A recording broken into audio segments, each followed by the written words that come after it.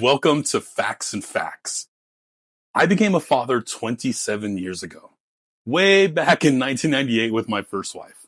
Since then, I've become a father 6 more times for a total of 7 children. Yes, I said 7 children. Let me break it down. I had another child with that first wife, then 2 more came into my life who were my second wives. Then she and I had 2 more together. For all of you old enough to remember the Brady Bunch, that was the vibe of my house for a long time because we ended up with 3 girls and 3 boys. If you're keeping track, that's only 6 kids. Where, pray tell, is number 7, you ask? Well, I give thanks to Ancestry.com and some great adopted parents for the last time I became a father. This child and I met only last year. She was the product of a summertime fling between my 2 marriages. Fatherhood hasn't been a walk in the park, and that's a real understatement. While I learned everything I needed to know about life from Star Trek, you need to understand that in my experiences as a father, learning and doing are 2 very different things. Star Trek turned 60 years old next September. Throughout its over half-century run, so many episodes with stories about fathers and father figures, grandfathers and male mentors included, have been told. These stories cover so many elements of the father-child relationship: estrangement, dedication, absenteeism, neglect, support, encouragement, disappointment, and loss. And those are just some of the themes and parts of the father-child relationship Star Trek has either explored deeply or has given us only small hints of. These stories showed us what it means and feels like to become a new father, like Data with Lal or Miles with Molly and Kiriyoshi. They've shown us how complicated and difficult it is to be a father, like Worf with Alexander, or Sarek with Spock and his adopted daughter Michael. They have given us the idyllic father, emotionally available, provides guidance, and is devoted in Benjamin Sisko. All across the board, Star Trek has painted fathers in so many different colors. That is why I say that Star Trek is fatherhood. Can you remember all of the fathers ever shown on Trek? Can I? Off the top of my head? Hell no. But I'll take a stab at trying. Sarek, Kirk, Dr. Soong, Kyle Riker, Kamen, Picard later on, of course Worf and Data, that Irish dude Danilo, Miles, Dukat, Rom, Kira's dad, Odo to that baby changeling, and Tuvok, and 1,000 more probably. Okay, not that many more, but you get the picture. Fathers are all over Trek. This small snapshot of them touches on so many aspects of fatherhood. They also give us the complex dynamics the relationships between a father and his son or daughter can possess. If you're a father, can you relate to Rom being Nog's biggest cheerleader? Or understand what it means when Sisko kisses Jake on the cheek? Or connect with Kamen as he teaches his children to explore their loves and their passions? If you're a son or daughter, do you understand Will's anger at his dad Kyle? Or feel the unconditional devotion Data gives to Lal? Or how unapologetically Gul Dukat dotes over Zial? Or how it feels to have your dad wrapped around your finger like Brenna Odell has Danilo wrapped around hers? Star Trek is fatherhood. I wish I had watched Star Trek more religiously in my teens and in my 20s, hell, even in my 30s, as I have over the past 10 years or so. I learned a lot from Star Trek, but I didn't learn how to be a good father from Star Trek. I mostly fumbled through calling it trying my best and quipping to people whenever the subject of parenting came up. The old cliched adage, there isn't a book on parenting. From my perspective, though, I fucked up a lot. Now, don't get me wrong, I really did try my best, and there is, in reality, no book on parenting. But I made many, many mistakes that reverberate and still affect my life and my children's lives to this day. I'm sure if you're a dad watching this video, you might feel the same and maybe still feel the effects of your decisions and actions as a father in your life. Perhaps, as I'm sure so many of us do, we as children still feel the effects of our father's decisions and actions. Diving into every single detail of one of mine isn't the point of the video. The fact is, watching Star Trek in my younger years, and maybe the lack of doing so, didn't teach me how to be a father. However, during my countless binges of old Trek and watching current Trek, my older self, having been a father for so long, has watched episodes wearing the literal and figurative lenses of a father, making them resonate stronger and hitting me harder. Whether it's a father-centric episode like TOS's Journey to Babel, or a subplot in DS9's Shadowplay, I both recognize my past self and see my current self in them. Yes, Star Trek is fatherhood. In all my failing and stumbling as a father, in the estranged relationship with my oldest daughter, the long distance relationship with my son who lives in Japan, my distant but cordial relationship with my stepdaughter, my nerdy friendship and supportive relationship with my stepson, my at-home roasting each other relationship with my youngest boy, my bi-weekly hour-long FaceTime tell me anything relationship with my youngest daughter, and my learning the ropes, currently in development, budding relationship with my long-lost daughter. In all of them, and in myself, I find something that helps me to not only grow as a father, but to also find meaning in existence and a compass to guide me in my direction toward the future. In the examples of fathers in Star Trek, there have been affirmations of what I do today as a father. Earlier, I mentioned a subplot in the DS9 episode Shadowplay. To summarize, Sisko expects Jake to join Starfleet, but Jake wants to be a writer. In one scene, after struggling with it all episode, Jake finally tells his dad what he wants to do and why.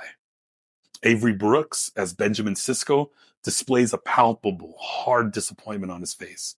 Then, because his son's happiness, not his own, is what's most important, he shifts to a heartwarming, soft, understanding look on his face. It brought me to tears. As a man who did not grow up with a father, I had never experienced fatherly expectations or letting down my father. As a father with children learning to spread their wings, I saw myself in Ben, not as a father who expected his child to follow in his footsteps, but as a father who wants his children to be, first and foremost, happy. I made a decision early on that I wanted my children to have the freedom to decide who they wanted to be and encourage them to search, fail, and discover where their happiness lay.